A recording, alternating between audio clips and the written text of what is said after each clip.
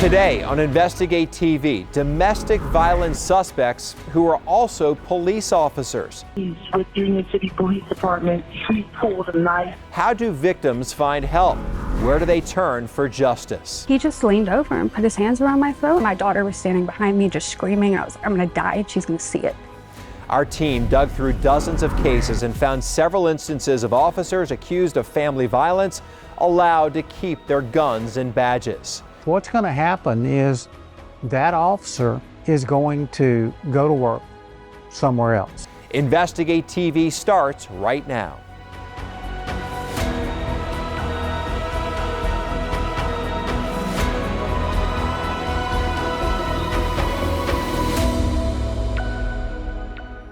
Hello and welcome to Investigate TV. I'm Lee Zurich. Domestic violence incidents, some of the most dangerous calls for police. But what happens when the suspect is an officer? Brendan Keefe has been investigating this issue for months. He found a case in Georgia of a police lieutenant whose family violence charges vanished without explanation. County 911. I've never been afraid of my husband in my life. But tonight, I don't know. I can't open this bedroom door. I'm afraid. My father got drunk and he got belligerent. He grabbed a knife and we ran into the back room. He's standing outside the door. We're holding it back. My mother and my little sister, she's only 3 years old. He pulled a knife on us and started coming at us. The three of us ran to the back bedroom. We barricaded ourselves in. He's swearing that we can open the door, but I can't. I can't open the door because he pulled a butcher knife, two knives out of our butcher's block. I don't know how this night turned out this way. Police officers were on the way, but their lieutenant was already there. What's his name? His name is Melvin Eccles, and he's a police officer with Union City. He's with Union City Police Department. He pulled a knife. They're advising that the subject is going to be Melvin Eccles, a Union City officer. I took his weapon and I hid it, so I don't know what he's done with the knife. Lieutenant Melvin Eccles was not arrested that summer night in 2019, even though the police report shows he was non-compliant and belligerent and admitted to threatening his adult son. Instead, Eccles' wife and children were asked to go to a hotel for the night after the lieutenant refused to leave. The next day, Union City's detective unit picked up the case. The lieutenant's wife told investigators she didn't want to press charges, but by the end of the week, two commanders thought they had enough evidence for criminal charges. They swore out arrest warrants before Union City Municipal Judge Ronald Freeman. Lieutenant Eccles was charged with aggravated assault, terroristic threats, and cruelty to children. It is the city's burden to prove your guilt beyond a reasonable doubt. But 5 months later, Judge Freeman vacated those same arrest warrants before any prosecution. Eccles was immediately welcomed back on the force as a lieutenant without so much as an internal affairs investigation. The case simply went away, along with some of the records and evidence. We spent months searching for the warrants and the vacating order. They're not in the case file at the Fulton County Clerk of Court. The municipal court administrator wrote, "No defendant with this name exists in the Union City records." Judge Freeman eventually gave us copies of the warrants and his vacating order, but wouldn't do an interview with us about the Eccles case unless we agreed to give him written questions in advance. We don't do interviews with preconditions. So he will be filming the proceeding. I believe that most of the filming will probably be on me. In a written statement, Judge Freeman said he discovered certain facts presented by the detectives were untrue, related to the police chief's knowledge and involvement in the case. He took the unprecedented step of vacating the family violence warrants after raising the issue with the police chief. Hello, Chief. Chief Cassandra Jones also declined our multiple interview requests, so we caught up with her outside City Council. Who made the charges against Lieutenant Eccles go away? I don't have anything to say about that. Well, you're the chief of police, ma'am. Respectfully, you would know who made the charges go away. That's not correct. I would not necessarily know. That's a court's responsibility. Now that the case is officially closed, all of the evidence should be public record, including the 4 police body camera videos recorded that night. So we asked the city for copies. The police department says all 4 copies were deleted a year ago, based on the state's minimum retention policy. They could have stopped it, but nobody did. How do we know? This audit trail we obtained through open records. We had to send them the Axon body camera manual to show them how to pull this. And it's a good thing we did, because it shows the detective unit made a copy of all 4 body camera videos. And in the investigative file, it says they attached them for reference. So we asked for those copies. The police department says those videos are gone too. It should be there. But the evidence is gone. It's gone. Former City Council member Joyce Robinson. When you look at the sum total of all of this, what does it look like to you? A cover up. Why erase the body camera, even from the investigative file? The body camera was erased, even from the investigative file. The statute of limitations hasn't expired. Detectives interviewed Lieutenant Eccles on camera the day they arrested him. The police department now says the video recording of that interview attached to the investigative file cannot be located. Union City, let's just say, becomes known as, look, I can threaten my wife, my kids. Union City isn't going to do anything about it because they didn't do anything about the officer that did that. While Lieutenant Eccles is back on the force, his fellow commanders who investigated him have seen their careers suffer. Lieutenant Cliff McClure was reassigned from detective to morning patrol. His boss, Captain Mike Jones, saw his 2 decades with Union City Police come to an end. That happened after he filed this whistleblower complaint with the city manager.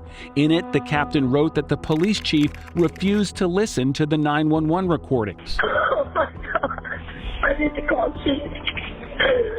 Oh my God. Oh my God. According to the complaint, he and the lead detective told the police chief, once we have the evidence, we cannot act as if it doesn't exist. The captain wrote that the chief retaliated against the arresting officer who signed the warrant, and it seems we have been held more accountable for Eccles' actions more than he has. An outside attorney hired by the city to investigate called the handling of the Eccles case somewhat troubling, but ultimately did not sustain Captain Jones' grievance. 3 months later, Captain Jones, who oversaw the arrest of Eccles, signed a confidential settlement, agreeing to resign and not say anything critical of Union City that could become public. How can your department arrest anyone for domestic violence in this city when members of your own command staff get a pass? You have nothing to say about that? I'm not going to comment on information that you have because furthermore, I don't believe it's not correct, but I'm not going to say anything else. You know we have the body camera that your city says it doesn't have. Hey man, sit over here. Eccles. Our team now has all 4 body camera recordings. The Fulton DA downloaded another copy before they were erased by the city. Lieutenant Eccles is still a lieutenant with Union City Police. He did not respond to multiple written offers to participate. When Brendan reached his wife, she asked that we not do a story.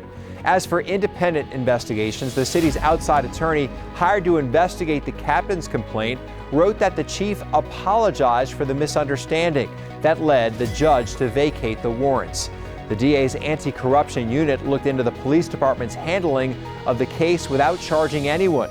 Georgia Post, the state agency that certifies police officers there, ordered the lieutenant to attend anger management and domestic violence counseling as part of a 3-year probation of his certification. Coming up, another harrowing story. A survivor of domestic abuse and wife of a police officer called another police department for help. The man who responded would later kill his wife. That interview after the break.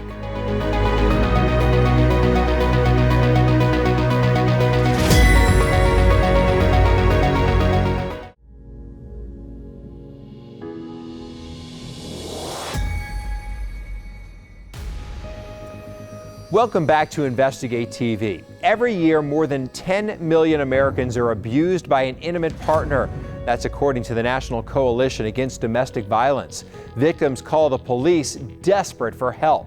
In one case, the officer responding to the call was someone else's abuser. Brendan Keefe spoke with a survivor who saw those 2 worlds collide. It was really scary. just outside Birmingham, Alabama. He just leaned over and put his hands around my throat. In one of 100 homes with perfectly manicured lawns. My daughter was standing behind me just screaming. I was like, I'm going to die and she's going to see it. A young mother who moved here from Atlanta told police her ex-boyfriend had her life in his hands. Both hands around your neck? Yes, both hands. And he started squeezing? Yes. At a moment where you feel as though your life could be over, the only thing you were worried about was your daughter who was watching. At first, I thought about myself. And then after that split second of like, oh gosh, I'm going to die, it was my daughter's watching. Hoover police were called to the November 2018 incident. The responding officer wrote the suspect began choking the victim. He saw scrapes on the victim's elbow, and on a recording he watched, you can hear the victim screaming. He explained the procedure to me. That was never fully explained to me by any other officer, is what happens next, the options for filing for protection from abuse, and all those sorts of things that I didn't know existed. I didn't know those resources were there. He taught me all of it. You got the feeling this is the first officer who's really going to help me. Yes, sir. So what did he say? Just basically, if you don't leave, he's going to kill you. A few blocks over, just a few months later, that same Hoover police officer was on the scene of another domestic disturbance with his own wife. Who was the officer they sent to your home? Jason McIntosh. Who's now in prison for murdering his own wife. Yes, sir. The body of 31-year-old Megan Louise Montgomery was discovered. Sunday, Montgomery's body was found in a Mountain Brook parking lot. Police believe her life was taken during a domestic dispute. Montgomery's estranged husband is 44-year-old Jason McIntosh, a former Hoover police officer. There was a killer in this room, and it wasn't your abuser. It was the police officer sent to help you. A future killer. He killed his wife. It was absolutely terrifying to think that the one person that had given me the courage to speak up against my abuser and to actually follow through and press charges. So to know the reasoning behind how he knew that I would end up dead if I didn't follow through is just, it's chilling. Before Megan's murder, there were multiple domestic calls at Officer McIntosh's own home. He was arrested earlier this year following a report of a domestic altercation. Now, police say McIntosh was charged with domestic violence after a fight with his wife. McIntosh was awaiting trial for the latest incident when he killed Megan in 2019. The letter scheduling her testimony arrived right after her murder.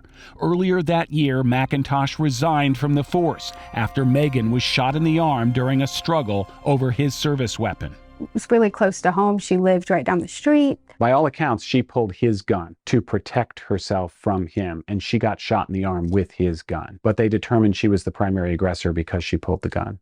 I think that's very common in domestic violence. The woman is labeled as the aggressor because when it finally gets to the point where police are involved, the woman is now hysterical. After Megan Montgomery was shot in the arm with his gun, state investigators gave him that gun back, and that's the gun he used to kill Megan. 31-year-old Megan Montgomery did have a protection from abuse order against her estranged husband. The same man who came to Lola's rescue that night back in late 2018, a police officer who seemed to know all about domestic violence. No, you need to take this seriously. Here are the steps, and if you don't, we might come back here for you being dead.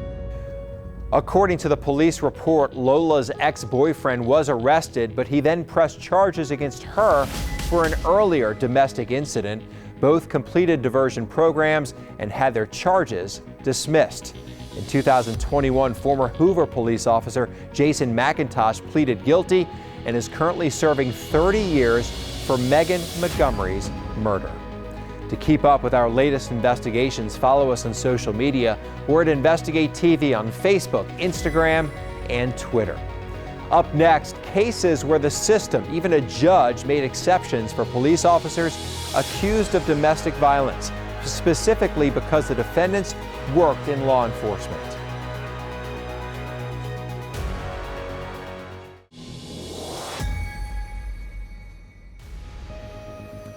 Welcome back to InvestigateTV. In a domestic violence situation, the chances of death increased 500% when a gun is present. By nature of the job, a police officer's home is going to have a gun. So what happens when police respond to a fellow officer's home? Brendan Keefe investigates. I want my husband out of the house. He just broke down the door to the bedroom that I locked myself in. My dad's super drunk, and he's threatened to rip my head off, and he's getting pretty violent with my mom, and it's not the first time. And pushing me against the wall and putting his hands on my neck. Get out of here! Is he in the room? Yes. These 911 calls have two things in common: ready access to guns. Do you know if the guns are loaded? They all are. He just grabbed one of the guns out of the drawer. And all the callers were families of Georgia police officers. Any weapons in the house? He's a cop, so yes. Are there any weapons in the house? There's plenty. He's a police officer. Domestic violence is a crime in progress. It has a beginning, it has a middle, and it can have a very catastrophic end. Steve Searcy carried a gun for 40 years. As a lieutenant with the Montgomery, Alabama Police Department, he created a policy to treat officers like any other domestic violence suspect. Officers had responded to a fellow officer's home on 3 different occasions and didn't make a report, and they thought they were helping him, and then a few months later, he committed suicide. And if you mix alcohol, firearms, and family violence, you've got a deadly cocktail for a murder. Does he know you're calling? No. He's a police officer for Eatonton. 2020, Amanda Perrault calls 911 in Putnam County, Georgia. It's my husband. He's putting his hands on me. Who is? Of my husband. Is he there now? He is. He works for Eatonton Police Department. What's his name? Michael Seth Perrault. And apparently he's over there whipping up on her ass. And the chief kind of knows that he could have potential to do that. Officer Seth Perrault was arrested for family violence, but was allowed to keep his weapons while awaiting trial. 6 days later, Amanda Perrault was shot in the head with one of her husband's guns. Perrault was placed on administrative leave without pay, yet he was still allowed to go train at the gun range that Saturday, 2 days before police found his wife dead from a gunshot wound. Officer Perrault claimed his wife Amanda shot herself. A jury disagreed. Last year, he was convicted of murder. Few police officers arrested for domestic violence end up in court, according to 2 years of cases we reviewed from Georgia Peace Officer Standards and Training. 87% of officers arrested saw their criminal cases completely dismissed. But Georgia Post found probable cause in 96% of the officers it investigated to suspend or revoke. So how did about half of those officers keep their police certifications? Because Georgia Post uses a special kind of probation. The certification agency faces the same problem prosecutors do.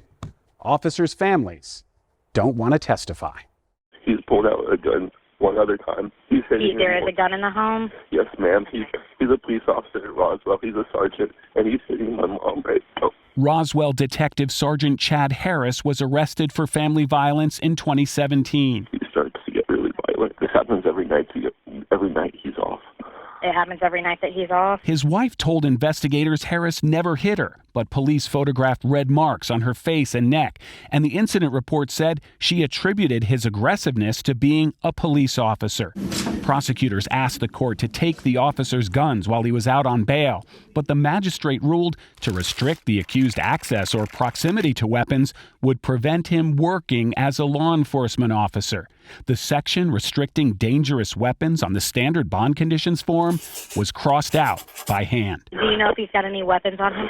Not on him, but he hasn't pulled a gun out before. After reviewing that 911 call and the incident report, prosecutors went back to the magistrate, who modified the bond to take his guns. Sergeant Harris resigned from Roswell PD. His wife told prosecutors she wanted the case dismissed, so they dropped all charges except disorderly conduct. He pleaded guilty under Georgia's first offender law, which dismissed the disorderly charges after a probationary period. Cherokee deputies were back at his house in 2021 after his daughter called 911. Okay, what's my dad is drunk, and he's attacking my mom and my brother. You've called before. Okay. Please don't have sirens on. It'll be so much worse. I'm not some bullshit asshole. I'm one of you. The former officer was not charged in that incident, Harris did not return our messages, and he is not currently with any police department, but he remains a post-certified officer. In the last line of defense is the Police Officer Standards and Training Commission. If they determined there was an act of domestic violence, should they be revoking these certifications? In my opinion, yes, because what's going to happen is that officer is going to go to work somewhere else. 1 out of 4 officers investigated for domestic violence by Georgia Post kept their jobs. 2 were promoted by their agencies. Out of 37 arrests we reviewed, only 1 officer was convicted on the original charges. The rest can keep their guns under a federal law known as the Lautenberg Amendment. If you've got a conviction, not just an arrest, but a conviction for domestic violence, you can't possess a firearm, and you can't be a police officer anywhere in the United States. Because you have to have a gun to be a police officer. Exactly. 40 states have passed laws conforming with the Lautenberg Amendment prohibiting gun possession by abusers convicted of misdemeanor domestic violence. Georgia does not. Up next, this week's Watching Your Wallet, a tactic to get out from crushing credit card debt. Hear what you need to know about the debt avalanche after the break.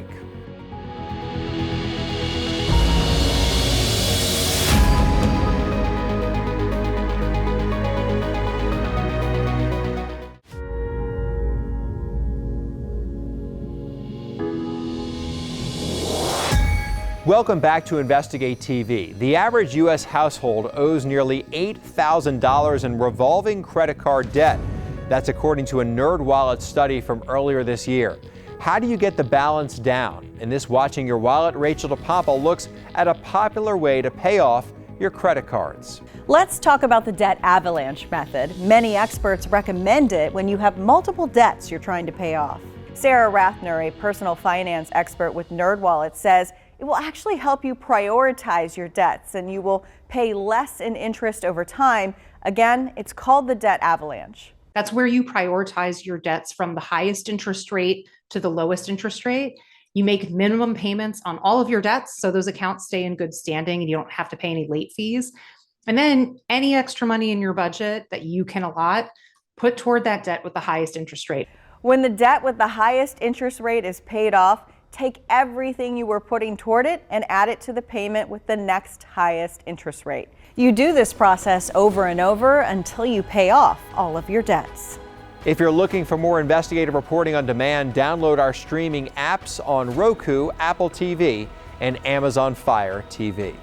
That's it for us. Thanks for joining us here on Investigate TV. Hope to see you next week.